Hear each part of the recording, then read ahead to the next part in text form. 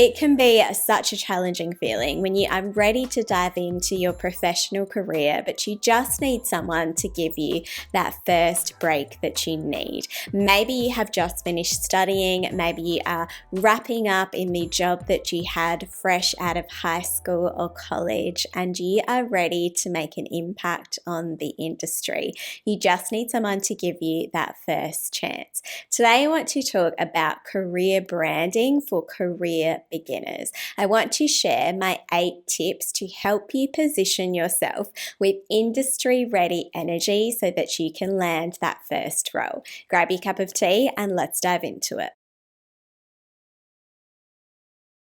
I remember this feeling so well, even though it was about 15 years ago now. I was applying for job after job, and every time I would check my inbox, it would just be another rejection. And I couldn't figure out how to translate the experience and the skills that I had already gained into getting someone to give me that first opportunity in a professional marketing role. And now that it has been 15 years, and with everything that I have learned in that time through my career in marketing, communications, in personal branding, and in career branding, I really wish that I knew back then what I know now. So today I really want to share just some of the insights that I have now to help you if you are just starting out in your career to stand out from the pile of other resumes, to have a LinkedIn that is differentiated from the rest of the people that are just starting out in their career as well. So let's dive into my tip number 1. My tip number 1 is to transfer your skills. Turn your student experience into industry-ready strengths. When you are just starting out in your career, it is easy to see yourself as just a student or just a recent graduate or just someone who has been working in a different job until you started your professional career. But what I want you to think about is the skills and the knowledge that you have gained through that experience. So start to take that lens off of just being a student and the skills that you demonstrated during your time in that particular field of study. You've likely already spent years honing those skills and honing your experience. You've just done it potentially in a more academic setting. So now I want you to think about how that translates in a professional setting. One of the ways that you might like to do this is referencing, for example, group projects. Usually these can be a little bit more involved and they require collaboration with other students. So they can show a really good skill set. They can show how you work with others, they can show how you tackle various tasks and the contribution that you bring to a particular project, which is designed to solve a particular problem. So talk about those experiences or those projects with the same vigor as you would confidently if you were paid for that role. Consider the industry issues that you were tackling as a part of that project, whether it was for, say, the group projects that you have been involved in, or if it was for individual undertakings as well. What were the outcomes that you were able to achieve as though it was a project that you were working on in your employment? Tip number 2 is to turn your research into professional experience. Whether it is that major project that you worked on towards the end of your undergraduate degree or your thesis or your PhD, don't just minimize all of the potentially hundreds of hours of work that you have put into those projects to just being a short 1 line, maybe a few words description in the education section of your resume or your LinkedIn profile. Especially when you are earlier in your career, use that as an opportunity to build that experience out in your professional experience. Detail it as though it was an employment role, even if it was research that you didn't get paid to do. For example, what was the problem that you were looking to help solve? What were the actions that you took? What was the methodology? What were the skills that you demonstrated demonstrated as a result of executing that methodology? What were the actual outcomes of your research, and what did those outcomes contribute to the bigger picture, as research is designed to do? What impact did your project have on the wider community? Consider turning just that one line that you may have had in your resume and your LinkedIn profile into a much more in-depth assessment of your research, showing your skills and demonstrating your contributions. And research will, for the most part, often involve a lot of collaboration with other people, whether it is the supervisors that you have worked with, whether it is the participants in your research or third parties that were involved in your research. Make sure that you use that opportunity to highlight the stakeholder engagement skills that you were able to demonstrate through your project. 3 is to build trust by association. Partner up to power your personal brand. When you are just early on in your career, you usually haven't established a significant level of trust in the industry, if any at all. But just because you haven't yet established that trust doesn't mean that you can't partner up or associate yourself with brands or personal brands that have already established trust in the marketplace. So when you are positioning your career in your resume or through your LinkedIn profile, make sure that you consider the key organizations or the key people, if these are well-known industry names, that you have worked with through any of the work that you have already done.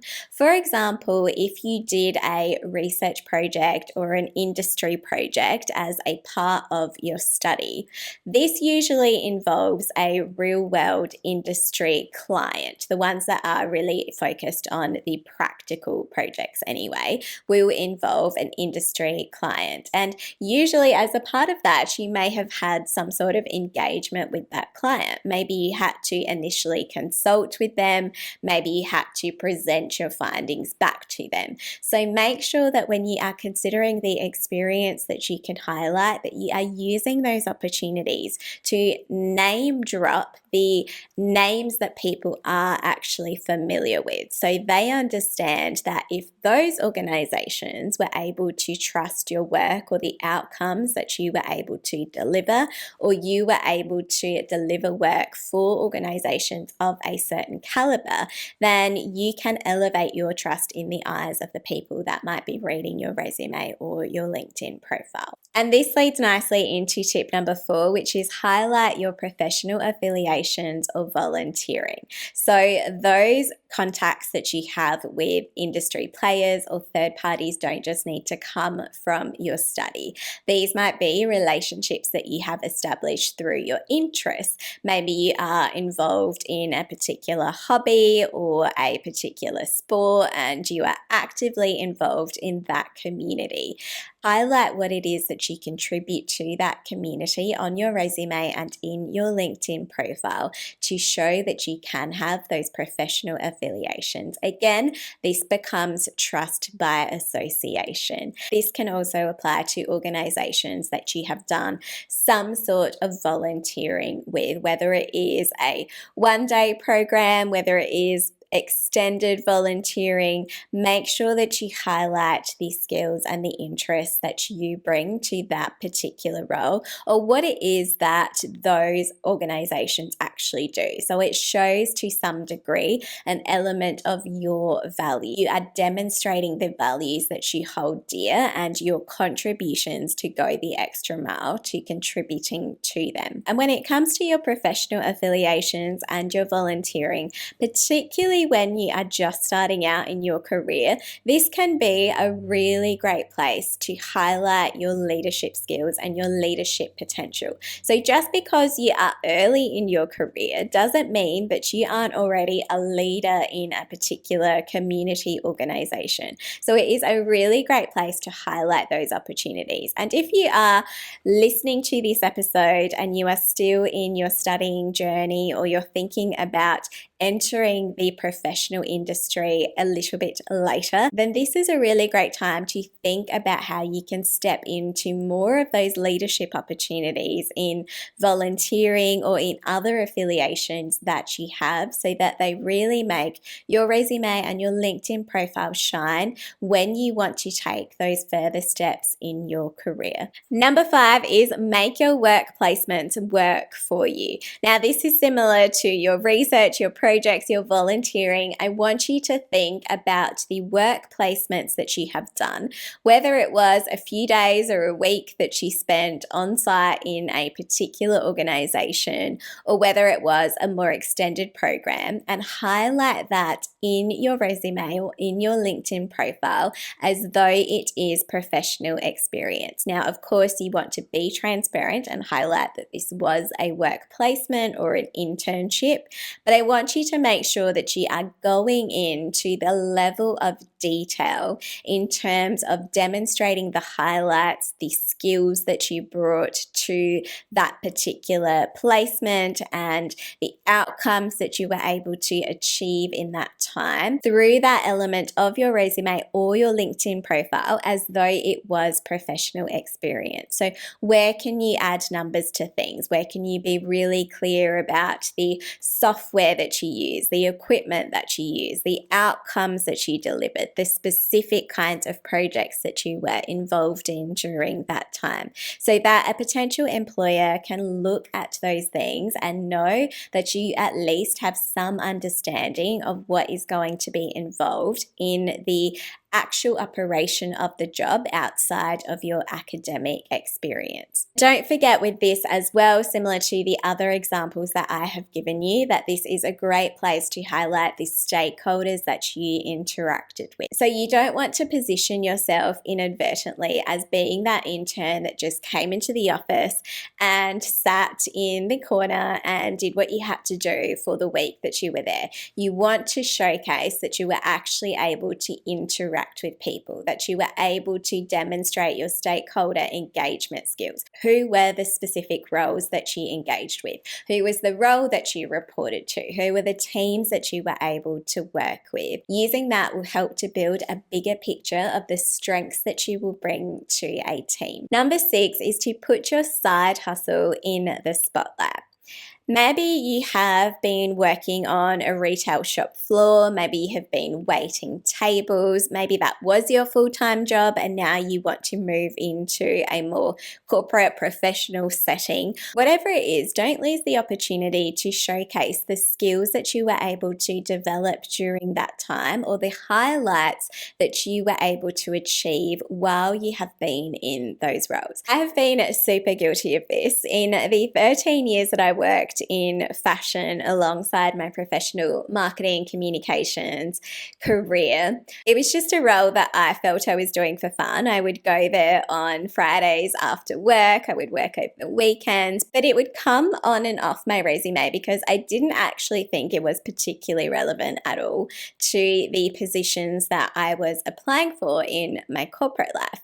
But looking back now, especially when I was just starting in my career, I was really missing the opportunity to highlight things that are quite important skills that you developed during that time, and things that are often out of the ordinary as well. For example, in those sorts of roles in particular, especially when you are, working a casual job, you might do really high volume work. So you might have an opportunity to highlight the metrics that you are able to deliver in terms of a high pressure environment. Maybe you work for an organization, as I did, that really values high-end customer service. So what was the customer service training that you received? Maybe you were someone who has been promoted to being a team leader. Maybe you won awards during the time that you were with this particular organization. The point is, similar to some of the things that we have talked about in relation to your projects or some of the other work that you have been involved in. Don't just minimize what could actually be really important experience to just one line or a few words on your resume or on your LinkedIn profile if there was actually much more to that experience. Actually reflect on what it was that experience involved, particularly the things that were a little bit out of the ordinary or the impact that you were able to have in those positions. My tip number 7 is learn in public, build your portfolio. Now, usually for most people, it can take a little bit more time to be able to land your first job. But this gives you the opportunity to really be able to build your portfolio while you are waiting for that to happen, or to build the habit of, say, creating content in your industry, so that it is something that you already have a muscle memory for. When you go into starting your job, you already feel comfortable creating content, because you don't have to just wait to be an expert before you start to share your opinion when it comes to the point of view that you have related to your industry. So, for example, what is it that you can actually share relating to the field that you want to be in? So maybe you can talk about the projects that you have in progress even before you graduate, or the projects that you have worked on. What were the outcomes? What were the things that you were able to learn from those experiences? Maybe you can react to things that are happening in your industry, and you can offer your unique perspective on what it is that you are observing, or your take on that situation. Maybe you can share some of the industry trends that you are identifying or that have recently been released, so that your fellow recent graduates or students or other people that are interested in your industry can learn from you, keeping across all of those things that you are able to have the time to also look at and share. And as I said, maybe it is a habit that you can continue to also do when you actually start in your career as well. But through this, you are building your portfolio. You are not just using your resume or your LinkedIn profile to say that you are passionate about a particular industry. You are actually demonstrating that you are willing to go that extra mile, that you care about your industry, that you care about contributing to your industry. And the people that do that are going to stand out more than the people that look like they are just trying to land their first 9-to-5 role. And number 8 is leverage your current connections. When I was able to finally land my first ever professional marketing role, this actually ended up being with an organization that I was already affiliated with, that I had had a history with. And even though the people that brought me in for an interview and who were on the interview panel, all of them actually didn't know me at all, there was a connection there because I had a relationship with the organization. There was common ground. And more importantly, it was this genuine interest in the organization and the goals of the organization, and contributing positively to those goals, that I was actually able to reflect in my cover letter. So my cover letters went from being something that was quite generic into something that truly did demonstrate my genuine interest in wanting to contribute to this organization. I was able to be really specific. I was able to highlight things that I know other candidates wouldn't be able to do. And because I didn't know everything that I now know about resumes and LinkedIn profiles and career branding, that is what was able to help me land my first role. So when you are trying to break into that first role in your career, take some time to reflect on all of the experiences that you have had. What are the relationships that you have had with other organizations? Because if you are able to identify ones that you potentially would love to work with, then you can really target your job search to those organizations. You can target your career branding to really show why you are the best fit for that organization, particularly when you are just starting out in your career and you're looking for who it is that might give you that first break. And don't forget that if you have a relationship with these organizations, you have an insider advantage. And this might not just be a role that you do as the first role in your career and then you move on to other things. If you find yourself working with an organization that you are particularly passionate about, maybe you have come up from the shop floor and you find yourself in head office, you might actually end up having a really comprehensive and rewarding career in that organization. I know plenty of people who have done this, who have started off in the frontline customer facing roles in their organization and have gone on to have a really long and happy career in the more corporate end of those organizations. And they really use their insider advantage to be able to excel in those positions. So remember, you don't need to have your first job title to be able to position yourself as a professional personal brand. Communicate the experience and the skills that you bring to a workplace with confidence and clarity. Thanks so much. For more on personal branding, subscribe for more like this, and I'll see you in the next episode.